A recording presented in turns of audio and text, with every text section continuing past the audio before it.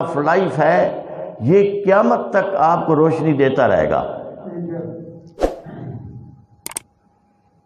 وہ ایک شاعر پنجابی میں کہتا ہے کہ عاقل کو ایک نقطہ کافی،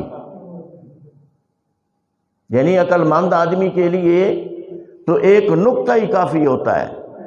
عاقل کو ایک نقطہ کافی، لوڑ نہیں دفتر دی، لمبی چوڑی تقریروں کی ضرورت نہیں ہوتی کہ بے قدرات اثر نہ کر دی پند نبی سرور دی، کہ جو بے قدر ہوتے ہیں، جن کے اندر شناس نہیں ہوتی، عقل نہیں ہوتی، تو وہ تو نبی مہربان صلی اللہ علیہ وسلم کی بھی قدر نہیں کرتے تھے۔ ابو جہل قدر کرتا تھا، کتنے معجزے دیکھے ان لوگوں نے،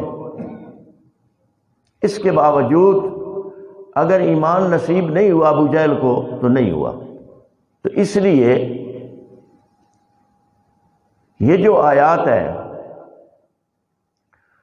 اللہ اکبر اللہ اکبر، ان کا جو دباچہ ہے، ان کا جو شان نزول ہے سورۃ توبہ کا، پس منظر کیا ہے، کن حالات کے اندر یہ سورۃ توبہ اتری، یہ تھوڑا سا آپ کے ذہن کے اندر ہونا چاہیے۔ پھر میں انشاءاللہ العزیز جو آپ کا ٹائم ہے، آپ لوگ آتے لیٹ ہیں تو کور کر دوں گا انشاءاللہ العزیز۔ نبی مہربان صلی اللہ علیہ وآلہ وسلم جب فتح مکہ ہو گیا تو یہ پیغام جو تھا فتح مکہ کا، عرب کے کونے کونے پر اور دنیا کے کونے کونے پر چلا گیا۔ اب جو اس وقت دو قوتیں تھیں، کیسر و کیسرا اور رومی سلطنت، ان کو بڑی تکلیف ہوئی اور انہوں نے یہ سمجھا کہ جس طریقے سے اللہ کے رسول صلی اللہ علیہ وآلہ وسلم کامیابی سے ہمکنار ہو رہے ہیں، لگتا یہ ہے کہ یہ پوری دنیا پہ چھا جائیں گے، تو انہوں نے رومی فوجیں، شام کا بارڈر بنتا تھا اور تبوک والی سائڈ بنتی تھی، اس پہ انہوں نے اپنی افواج کو اکٹھا کرنا شروع کر دیا تاکہ ہم یہ جو نئی اسٹیٹ بنی ہے، اسلامی ریاست، جس کے اندر اللہ کے رسول صلی اللہ علیہ وآلہ وسلم کامیابی سے ہمکنار ہو گئے ہیں، اس کو ہم ختم کر دیں۔ یہ انہوں نے منصوبہ بندی کی، رومیوں نے، اور اپنی افواج کو اکٹھا کرنا شروع کر دیا۔ ادھر اللہ کے رسول صلی اللہ علیہ وسلم بھی سیکورٹی رکھتے تھے، کیونکہ اللہ کے رسول صلی اللہ علیہ وآلہ وسلم جہاں باقی تمام اوصاف سے متصف تھے، تو اس میں سے ایک بہترین جرنیل کی بھی صفتیں تھیں کہ انہوں نے پہلے ہی ان کی فوجیں مجتمع ہونے سے پہلے اللہ کے رسول صلی اللہ علیہ وآلہ وسلم نے صحابہ کرام کو حکم صادر فرما دیا کہ ہم نے تبوک جانا ہے اور اپنی تیاری کرو۔ اس سے پیشتر اللہ کے رسول ہمیشہ جنگ کی تیاری کا حکم دیتے تھے، منزل مقصود اور پورا منصوبہ نہیں دیتے تھے، وہ سیکورٹی رکھتے تھے۔ لیکن اس موقع کے اوپر اللہ کے رسول نے مکمل مفصل ہدایات دے دی کہ رومی فوجیں اکٹھی ہو رہی ہیں، ہم نے ان کو وقت سے پہلے دبوچنا ہے اور تیاری کرو۔ مختصراً کہ گرمی کا موسم تھا، کھجوریں پکی ہوئی تھی، فصل پکی ہوئی تھی، یہ فصل ایسے جیسے آپ کی گندم پکتی ہے، ان کی کھجور ہے۔ لمبا سفر تھا، گرمی کا موسم تھا، بڑی آزمائش تھی، چنانچہ مختصراً صحابہ کرام نے تیاری شروع کر دی، اور اللہ کے رسول صلی اللہ علیہ وآلہ وسلم نے فرمایا کہ مکمل تیاری کرو اور اس جنگ کے لیے اسباب بھی پیدا کرو، یعنی وسائل بھی پیدا کرو۔ چنانچہ یہ باتیں میں جو کر رہا ہوں یہ ہم سنتے رہتے ہیں، یہ یاد دہانی کے لیے ہے یا تذکیر کے لیے ہے، اللہ کرے کہ ہماری تذکیر ہو جائے اللہ کے فضل سے۔ چنانچہ اسی موقع کے اوپر سیدنا امیر المومنین عمر فاروق رضی اللہ تعالیٰ نے منصوبہ کیا کہ آج میں صدیق اکبر سے بڑھ جاؤں گا، آج میں اتنا سامان لے جاؤں گا۔ چنانچہ وہ آدھا سامان لے آئے، آدھا گھر والوں کے لیے اور پورے ترکے کو تقسیم کر دیا دو پہ، اور صدیق اکبر اپنا گھر کا مکمل سامان لے آئے۔ حتیٰ کہ مفسرین لکھتے ہیں کہ آپ جو ہیں وہ دیوار کے ساتھ یوں ہاتھ مار رہے تھے، یوں دیواروں کے ساتھ، تو آپ کی زوجہ محترمہ حضرت ام رومان نے آپ سے پوچھا، صدیق یہ دیواروں کے اوپر ہاتھ لگانے کا اور مارنے کا کیا مقصد ہے، کیوں مار رہے؟ تو آپ نے کہا کہ ام رومان، خواتین کی عادت ہوتی ہے جو سوئیاں ہوتی ہیں وہ دیواروں میں لگا دیتی ہیں، آج میں سوئی بھی چھوڑ کر نہیں جاؤں گا۔ مختصراً اور جامع بات کہ آپ سوئی تک لے آئے، حتیٰ کہ اپنے تن کے کپڑے جو تھے وہ بھی پیش کر دیے کہ کسی صحابی کے کام آ جائیں گے، کسی ساتھی کے کام آ جائیں گے۔ اور ٹاٹ کے کپڑے، یعنی بوسیدہ قسم کا، یوں ہے سمجھیں جیسے آج کل ٹاٹ ہے، ان کو کانٹوں سے سی لیا اور زیب تن کر لیا، ہر چیز پیش کر دی۔ تو دو سوال جو تھے وہ اللہ کے رسول نے جو عمر فاروق پر سوال کیا تھا وہ یہ کہا تھا کہ عمر کیا لائے ہو؟ تو حضرت عمر نے کہا آدھا سامان لائے ہو۔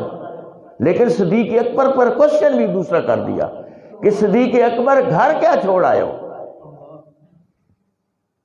تو صدیق اکبر نے جو جواب دیا کمال ہے کہ میں اللہ اور اس کے رسول کا نام چھوڑ کر آیا ہوں، اسی کی محبت چھوڑ کر آیا ہوں۔ یہ منظر اللہ کی ذات تو دیکھ رہی تھی، فرشتوں سے اللہ تھرو ہوا کہ دیکھو، اور جبرائیل امین کو بھیجا اللہ کے رسول کے پاس اور ان کو کہا کہ میرے صدیق سے پوچھو تم مجھ پہ راضی ہو؟ ذرا دیکھو نا سوال، وہ ہستی ہے صدیق اکبر۔ اسی موقع کے اوپر ایک صحابی تھا جس کے پاس کچھ نہیں تھا۔ ایک بات یاد رکھ لو کہ جو اللہ کے ہاں بات پہنچتی ہے وہ تمہارے بڑے مال و اسباب نہیں پہنچتے کہ ایک بندہ کروڑ روپے دے دیتا ہے، ایک ارب دے دیتا ہے۔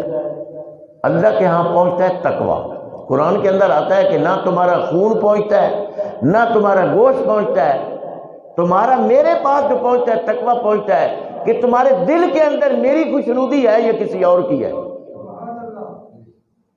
چنانچہ وہ صحابی ساری رات ایک یہودی کی کھجوروں کے اوپر محنت مزدوری کرتا رہا، مزدوری کے اندر کچھ چند کھجوریں ملی اور وہ لا کر حضور اکرم صلی اللہ علیہ وسلم کو پیش کر دی۔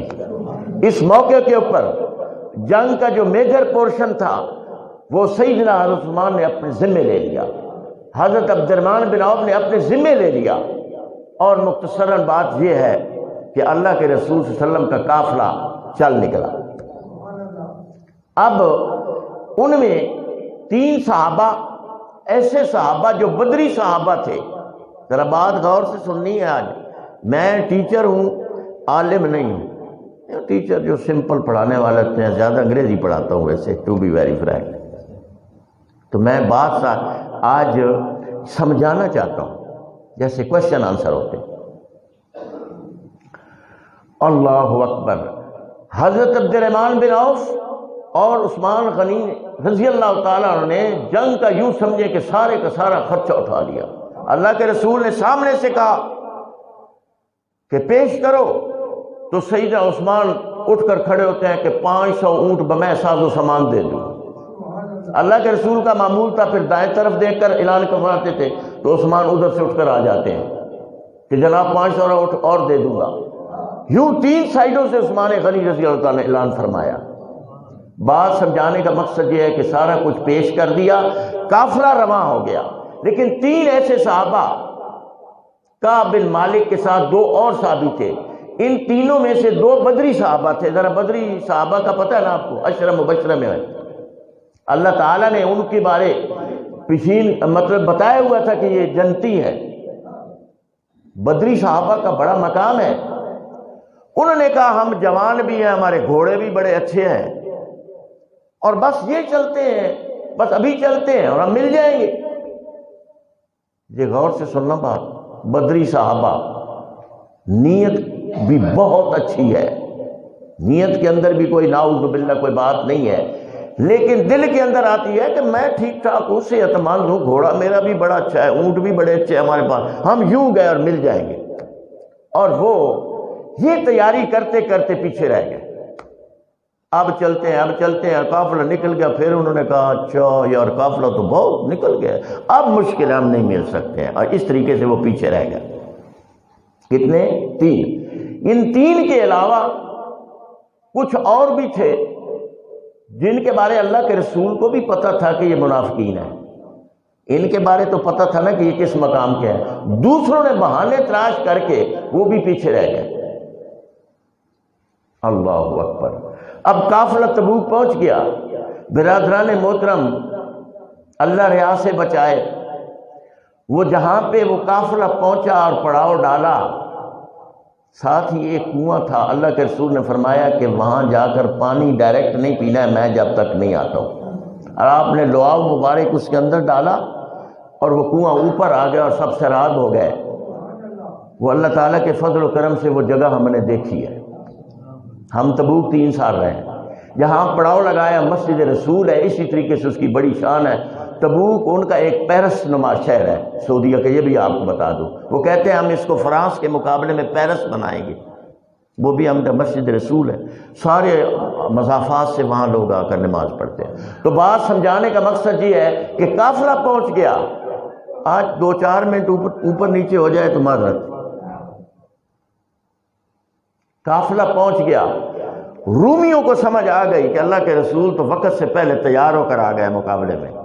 میں بڑا جامع اور مختصر بات کر رہا ہوں، انہوں نے اپنی افواج جو تھی وہ واپس لوٹا دی کہ چلو جی دفع کرو، نہیں لڑتے ہیں، مقابلہ نہیں کرتے ہیں، یہ تو پہلے تیار ہو کر آ گئے، ہم تو ابھی تیاری کر رہے ہیں۔ 30,000 کا قافلہ تھا اللہ کے رسول صلی اللہ علیہ وسلم کے ساتھ۔ اس سے پہلے رومی دیکھ چکے تھے جنگ موتا کے اندر کہ 3,000 نے ان کو 2 لاکھ کو شکست دی تھی، تو انہوں نے کہا کہ اب 3,000 اور اب 30,000 آ گئے، ہم مقابلہ نہیں کر سکتے ہیں، چنانچہ وہ واپس گئے، اور اللہ کے رسول صلی اللہ علیہ وسلم نے بھی کہا کہ اگر وہ لڑنا نہیں چاہتے ہیں تو ہم بھی نہیں لڑتے ہیں، اور پھر اللہ کے رسول نے واپسی کا حکم دے دیا۔ یہ مختصر بات کر رہا ہوں، واپس آ گئے۔ اب اللہ کے رسول صلی اللہ علیہ وسلم کا یہ معمول تھا کہ واپسی پر ڈائریکٹ آتے تھے مسجد نبوی میں، 2 رکعت نماز نفل ادا کرتے تھے، پھر معمولات زندگی نپٹاتے تھے۔ تو وہ جو منافقین تھے وہ آنے شروع ہو گئے، باری باری آتے تھے، کہتے یا رسول اللہ میرا بیٹا بیمار تھا، میرے ساتھ یہ مسئلہ تھا۔ منافقین وہ ہوتے تھے جو اللہ کے رسول کے پیچھے نمازیں پڑھتے تھے، ذرا بات سمجھ لیں، سارے کام ظاہری طور پہ وہ کرتے تھے۔ اللہ نے اللہ کے رسول صلی اللہ علیہ وسلم کو بتایا ہوا تھا کہ یہ اس کیٹیگری کے لوگ ہیں، جس کے اندر عبداللہ بن ابی بھی تھا جو پوری زندگی مخالفت کرتا رہا۔ باقی آتے گئے، معذرتیں پیش کرتے گئے، اللہ کے رسول کہتے تھے ٹھیک ہے، مسکراتے رہے اور پیچھے رہے۔ لیکن جب یہ صحابہ آئے، حضرت کعب بن مالک اور 2 اور بدری صحابہ، تو انہوں نے تو کوئی بہانہ نہیں کیا، انہوں نے تو اسٹریٹ میں کہا یا رسول اللہ بس اتنی سی سستی ہو گئی ہے، بس ہم یہ کہتے رہ گئے کہ اب چلتے ہیں، اب چلتے ہیں، اب چلتے ہیں، اور چنانچہ ہم لیٹ ہو گئے۔ اللہ کے رسول صلی اللہ علیہ وسلم نے اللہ اکبر فرمایا کہ الگ ہو جاؤ، ان سے الگ ہو جاؤ۔ اللہ کے رسول صلی اللہ علیہ وآلہ وسلم نے ان کے ساتھ بائیکاٹ کر دیا، صحابہ کو فرمایا کہ کوئی ان سے بات نہ کرے، کوئی ان سے لین دین نہ کرے، ان کا معاملہ اب اللہ کے ساتھ ہے۔ یہ فیصلہ ہوگا، باقاعدہ اللہ فیصلہ کرے گا کہ ان کا کیا ڈسپوزل کرنا ہے، کس زمرے میں ہے۔ اللہ اکبر، اللہ اکبر۔ حضرت کعب بن مالک جب بوڑھے ہو گئے اور اپنے بیٹے کو یہ پوری داستان ان الفاظ میں سمجھا رہے تھے کہ بیٹا جب ہم نے یہ کہہ دیا کہ ہمارے سے سستی ہو گئی ہے،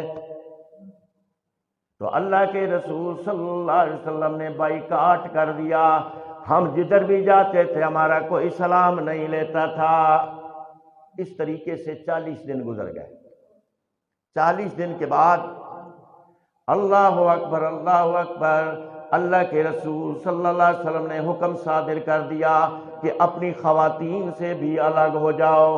ہم نے پوچھا ہے اللہ کے رسول کیا ہم خواتین کو طلاق دے دیں؟ اللہ کے رسول صلی اللہ علیہ وسلم نے فرمایا طلاق دینے کی ضرورت نہیں ہے، صرف علیحدگی اختیار کر لو 40 دنوں کے بعد۔ اس دوران اللہ اکبر اللہ اکبر، حضرت کعب بن مالک کہتے ہیں میں ایک دن اپنی چھت کے اوپر بیٹھا ہوا تھا اور میری چھت کے ساتھ میرے کزن حضرت ابو قتادہ کا گھر تھا۔ میں ان کو 3 دفعہ قسم اٹھا کر کہتا تھا قتادہ خدا کی قسم میں اللہ اس کے رسول سے محبت کرتا ہوں۔ قتادہ کو جواب ہی نہیں دیتا ہے۔ آخری دفعہ جب قسم اٹھا کر کہا تو قتادہ نے کہا اللہ اس کا رسول بہتر جانتا ہے۔ چنانچہ ایک دن میں مدینہ کے بازار کے اندر جا رہا تھا تو ایک بندہ آیا، غسان کا جو حکمران تھا اس کا ایک رکا لے کر ریشمی رومال کے اندر لپٹا ہوا میرے پیش کر دیا۔ میں نے جب پڑھا تو میں تو حیران ہو گیا کہ اب کعب تیری کیا حالت ہو گئی ہے، اب تو ایمان کا میٹر بھی پیدا ہو گیا ہے۔ اس کے اندر لکھا ہوا کیا تھا کہ تمہارا قائد تمہارے ساتھ ناراض ہو گیا ہے، تمہارے ساتھ یہ رویہ اختیار کر گیا، تم ادھر آ جاؤ میرے پاس۔ بات سمجھ آ رہی ہے؟ بات کیا تھی کہ اللہ کے رسول، غور سنیں، غور سے بات سنیں، اللہ کے رسول صلی اللہ علیہ وسلم نے تبوک جانے کا حکم دیا تھا، نیت کے اندر کوئی خرابی نہیں تھی، صاحب ایمان تھے، بدری تھے، لیکن سستی ہو گئی، کائلی ہو گئی، اللہ کا رسول ناراض ہو گیا۔ 50 دن گزر گئے، اس طریقے سے 50 دن گزر گئے۔ حضرت کعب بن مالک کہتے ہیں میں مسجد نبوی میں جاتا تھا، یہ تو تمہید بتا رہا ہوں آپ کو، بات میں نے آگے کرنی ہے۔ میں مسجد نبوی کے اندر جاتا تھا، میں جب نماز پڑھتا تھا تو اللہ کے رسول بڑے غور سے میری طرف دیکھتے رہتے تھے، لیکن جب میں سلام پھیرتا تو اللہ کے رسول چہرہ انور دوسری سائیڈ پہ کر لیتے تھے۔ محبت بھی اندر تھی، محبت کی بھی انتہا تھی، لیکن چھوٹی سی سستی ہو گئی تھی اللہ کے رسول صلی اللہ علیہ وسلم کے فرمان کے اندر۔ چنانچہ 50 دن جب گزر گئے تو اچانک میں گھر کے اوپر چھت پر بیٹھا ہوا تھا کہ میں فضا کے اندر آواز سنتا ہوں مبارک ہو مبارک ہو کعب مبارک ہو۔ میں متوجہ ہوا تو لوگ جوق در جوق میری طرف آ رہے تھے اور مبارک دے رہے تھے، کعب مبارک ہو تمہاری توبہ قبول ہو گئی ہے۔ میں بھاگا ہوا اللہ کے رسول صلی اللہ علیہ وآلہ وسلم کے پاس گیا کہ یا رسول اللہ صلی اللہ علیہ وآلہ وسلم آپ بتائیں یہ معافی آپ نے دی ہے یا میرے اللہ نے دی ہے؟ تو اللہ کے رسول صلی اللہ علیہ وآلہ وسلم نے فرمایا کعب یہ معافی تیرے اللہ نے تجھے عطا کر دی ہے۔ اس کے اندر بڑے مسائل ہیں، سورۃ توبہ کے اندر بڑے ہیں، مشرکین کا رویہ، منافقین کا رویہ، لیکن جو بات خاص آپ کو سمجھانے والی ہے، حضرت کعب نے کہا یا رسول اللہ صلی اللہ علیہ وسلم میں اپنی ساری پراپرٹی، میں اپنی ساری جائیداد اللہ کے راستے میں وقف کرتا ہوں۔ اللہ کے رسول صلی اللہ علیہ وسلم نے فرمایا نہیں کعب ایسا نہ کرو، کچھ اپنے بچوں کے لیے بھی بچا لو۔ تو حضرت کعب کہتے ہیں میں نے ایک باغ اپنے بچوں کے لیے رکھ لیا اور باقی ساری پراپرٹی اللہ اس کے رسول کے سامنے فی سبیل اللہ وقف کر دی۔ یہ تھا پس منظر۔ اب اللہ نے جو بات سمجھائی ہے میرے بھائیوں، یہ آیات میں نے آج کے دور کے اوپر فٹ کر کے آپ کو سمجھانی ہے۔ اللہ نے جو قانون بنایا ہے ذرا غور سے سن لو، اپنا جائزہ بھی لگانا، امت کا بھی جائزہ لگانا، اور پوری 57 ممالک کی جو افواج ہیں، ان کے جو حکمران ہیں، ان کی جو پبلک ہے ان کے ایمان کا بھی اندازہ لگا لینا۔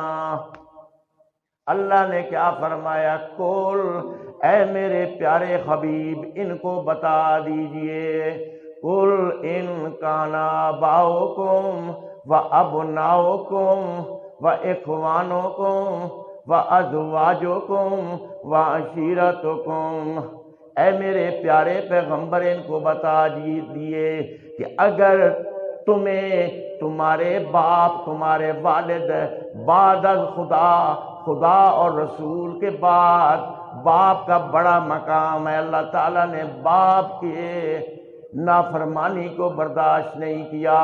جہنمی ہے وہ شخص جو ماں باپ کی نافرمانی کرتا ہے۔ اللہ نے پہلے نمبر پہ باپ کا نام لیا کہ اگر تمہیں باپ پیارا ہے، اگر تمہیں بیٹے پیارے ہیں، اگر تمہیں بھائی پیارے ہیں، یہ لمبی داستان ہے، بھائی بھی بڑے پیارے ہوتے ہیں، بھائی ہونیاں بندے دیا۔ اللہ نے انہی کا ذکر کیا، 5 خونی رشتوں کا ذکر کیا کہ اے میرے پیارے پیغمبر ان کو بتا دیجئے اگر تمہارے باپ، اگر تمہارے بیٹے، اگر تمہارے بھائی، اگر تمہاری بیویاں اور اگر تمہارے رشتہ دار عزیز و اقارب، 5 خونی رشتے اور 3 دنیا کے رشتے، اللہ اکبر، وَأَمْوَالٌ اقْتَرَفْتُمُوهَا، اور وہ مال جو تم بڑی محنت سے کماتے ہو، وَتِجَارَةٌ تَخْشَوْنَ كَسَادَهَا، اور وہ تجارتیں جن کے ماند پڑ جانے کا تمہیں ہر وقت کھٹکا لگا رہتا ہے، وَمَسَاكِنُ تَرْضَوْنَهَا، اور وہ بنگلے، دل پسند بنگلے جو تم پوری زندگی کی کمائیوں سے بناتے ہو۔ 3 دنیا کے رشتے بھی گنوائے اللہ نے۔ اب یہ قرآن مقدس کوڈ آف لائف ہے، قیامت تک کے لیے روشنی دیتا ہے۔ اللہ نے 5 خونی رشتے گنوائے اور 3 دنیا کے رشتے گنوائے کہ تمہارا مال جو تم بڑی محنت سے کماتے ہو، اور تمہاری تجارتیں، کاروبار، بزنس جن کے ماند پڑ جانے کا، نقصان کا تمہیں کھٹکا لگا رہتا ہے، اور تمہارے دل پسند بنگلے جو تم بڑی محنت کے بعد پیسے کما کر پھر بنگلے بناتے ہو کہ میرا بنگلہ اس سے بنگلہ اونچا ہو جائے۔ اگر یہ 8 رشتے، 5 خونی رشتے اور 3 دنیا کے رشتے تمہیں عزیز ہے، احب الیکم من اللہ ورسولہ، اگر تمہیں پیارے ہیں، اگر تمہیں عزیز ہیں، اگر تم ان کو ترجیح دیتے ہو۔ بات سمجھ آ رہی ہے؟ یہ اللہ کس کو خطاب کر رہا ہے؟ مومنوں کو پارٹیکولر، کہ اگر تمہیں یہ 5 خونی رشتے اور 3 دنیا کے رشتے عزیز ہیں، احب الیکم من اللہ ورسولہ، اگر اللہ اور اس کے رسول سے تمہیں پیارے ہیں، اور اگلی تیسری بات بھی اللہ نے کر دی، وجہاد فی سبیلہ، اور جہاد سے تمہیں پیارے ہیں، اللہ اکبر، اللہ، فتربصوا حتی یاتی اللہ بامرہ، پھر انتظار کرو اللہ کے فیصلے کا۔ کس کے فیصلے کا؟ اللہ کے کس کا؟ عذاب کا۔ پھر انتظار کرو اللہ کے فیصلے کا۔ واللہ لا یہدی القوم الفاسقین،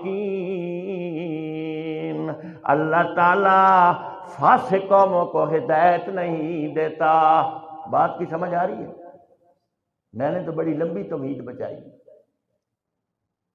کہ اللہ کے رسول صلی اللہ علیہ وسلم کا حکم تھا کہ وہاں پہنچو، تو ناراضگی ہو گئی اللہ کے رسول کی 50 دن، معافی اللہ نے دے دی، لیکن رولنگ تار قیامت لوگوں کو دے دی کہ اگر تمہیں یہ 8 رشتے پیارے ہیں اللہ اس کے رسول سے اور جہاد فی سبیل اللہ سے، تو پھر انتظار کرو اللہ کے فیصلے کا۔ اور اللہ تعالیٰ فاسق قوموں کو ہدایت نہیں دیتا۔ یہ ایک دفعہ سورۃ توبہ کا میسج۔ ایک دوسری جگہ پہ اللہ کے رسول صلی اللہ علیہ وسلم پر جو آیات اتری کہ لوگوں کو کیا ہو گیا ہے جب اللہ کے رسول ان کو نکلنے کے لیے، جہاد پر نکلنے کے لیے پکارتے ہیں تو یہ زمین بوس ہو جاتے ہیں، یہ چمٹ جاتے ہیں۔ بات کی سمجھ آ رہی ہے؟ اور انہوں نے دنیا کی زندگی کو پسند کر لیا ہے، حالانکہ اصل آخرت کی زندگی ہے۔ یہ ہے آپ کی امت کی کنڈیشن پوری کی بلا تفریق، یہی نہیں ہے۔ 57 ممالک کے لوگ ہیں، 2 ارب کے قریب آبادی ہے، اور حکمران بھی ہیں، ایٹم بم بھی رکھتے ہیں، 5-5 7-7 لاکھ فوجیں بھی رکھتے ہیں۔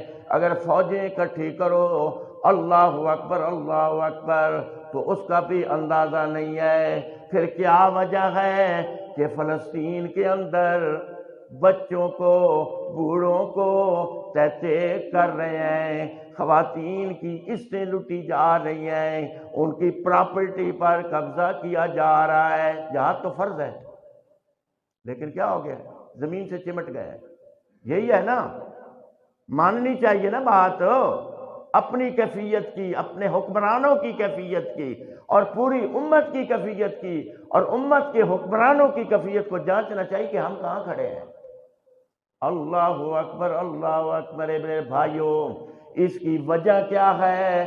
یہ ڈاکٹر لوگ جب علاج کرتے ہیں تو پہلے تشخیص کرتے ہیں، علاج نہیں ہو سکتا، تشخیص بڑی ضروری ہوتی ہے۔ اب میں تشخیص کے بارے بتا رہا ہوں۔ وجہ کیا ہے؟ پہلی وجہ جو میں سوچتا رہا، حقیقی معنوں میں جس ملک کی معیشت پوری 75 سالہ تاریخ کے اندر سود پہ چل رہی ہو، سود پہ چل رہی ہے نا، 25% پہ پہنچ گئی ہے۔ آپ خود اندازہ لگاؤ کہ جب 25% پہ سود کی معیشت چل رہی ہو، اور اللہ کے رسول صلی اللہ علیہ وسلم نے، اللہ نے فرمایا کہ یہ کام کرنا کرانا، اس کے اوپر کتابت کرنا، گواہ بننا اللہ اس کے رسول کے خلاف اعلان جنگ ہے۔ اس قوم نے تو اعلان جنگ کی ہوئے مسلمانوں نے۔ اور اگلی بات جو اللہ کے رسول نے فرمائی، اتنا بڑا گناہ ہے، 73 سنگینیاں گنائیں، گراوتیں گنوائیں، ایسا گناہ، اور آخر پہ فرمایا کہ اپنی سچی والدہ کے ساتھ زنا کرنے کے مترادف ہے۔ اتنا بڑا گناہ اس قوم کی قسمت میں معرومی ہے و مظلومی ہے، جو قوم کر نہ سکی اپنی خودی سے انصاف، فطرت افراد سے اغماز تو کر لیتی ہے۔ یعنی اللہ کی ذات جو ہے نا، بندہ بنیادی تو انڈیویجولی گناہ کرتا ہے نا اکیلا، وہ معاف کر دیتی ہے، کرتی نہیں ملت کے گناہوں کو معاف۔ جو بطور ملت گناہ کرتے ہیں اللہ معاف نہیں کرتا۔ میرے بھائیوں، ایک بڑا گناہ یہ ہے، اللہ کی ناراضگی آئی ہوئی ہے۔ دوسری تشخیص قرآن حدیث کہہ رہی ہے، اللہ کے رسول صلی اللہ، میں ختم کرنے والا ہوں بات کو، اللہ کے رسول صلی اللہ علیہ وآلہ وسلم نے فرمایا ایک وقت آئے گا کہ غیر قومیں بے دین لوگ میری امت پر چڑھ دوڑیں گے۔ کیسے چڑھ دوڑیں گے؟ ایسے چڑھ دوڑیں گے جیسے بھوکا بھیڑیا دسترخوان پہ آ جاتا ہے، ایسے بھوکوں کی طرح میری امت پر چڑھ دوڑیں گے۔ صحابہ نے عرض کیا یا رسول اللہ صلی اللہ علیہ وآلہ وسلم، کیا اس وقت ہم غریب ہوں گے یا ہم افرادی قوت ہماری کمزور ہو گئی؟ آپ نے فرمایا امارت بھی ہوگی، غربت نہیں ہوگی آپ میں، اور افرادی قوت کی بھی کمی نہیں ہوگی۔ صحابہ نے عرض کیا یا رسول اللہ پھر کیا ہوگا؟ وجہ کیا ہے؟ اللہ کے رسول نے فرمایا میری امت کو ایک بیماری لگ جائے گی، وہن کی بیماری، حب الدنیا و کراہت الموت، دنیا سے محبت